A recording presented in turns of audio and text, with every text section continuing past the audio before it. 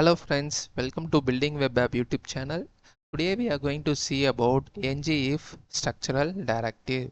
Okay, here when I reload the browser, you can see the loading data. After certain amount of time, it is displaying data loaded successfully.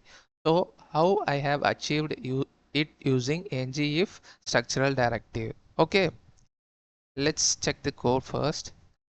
Here I have created one component called loading. Okay, so inside it I have given one parent tag, okay, loading data, and another parent tag, data loaded successfully. Okay, this is ngIf structural directive.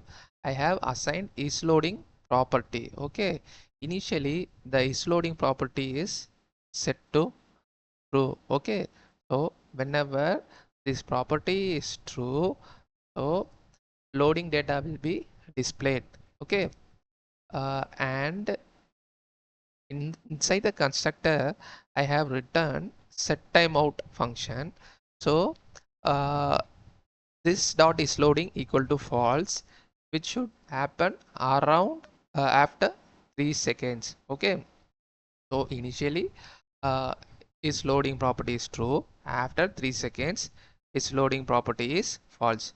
So based on this condition I have given assigned the property to the ngIf structural directive. Okay, if it is true, loading data will be visible in the screen.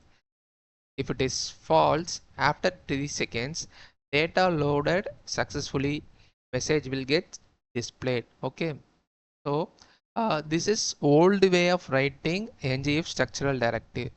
See, if it is true, this data will be displayed. If it is false, data loaded, which is reference, which is known as template reference variable. Okay, which is a reference to this particular template. So when this property is false, it will look for the data loaded template reference variable. So here we have assigned a template reference variable to the ng template tag. Okay, so after 3 seconds this data will be displayed. Let's check the browser once again. If I reload the loading data after 3 seconds, you are seeing the ng template. Okay, so this is the older way of writing ngIf structural directive. So first of all, structural directive is changing the structure of the UI, as simple as it is. Okay, let me come on this.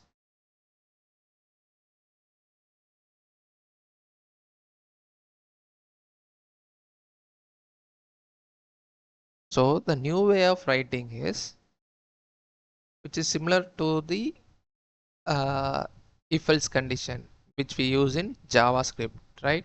Only the property I have given inside the if condition. Okay, when it is true, it will load the loading data. When it is false, it will load the data loaded successfully text message. Okay, save it to the browser. Okay, reloading it. See, loading data after certain time, data loaded successfully is displayed.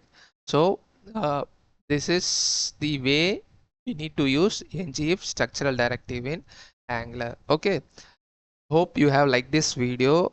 Please do like, share and subscribe my channel. Thanks for watching.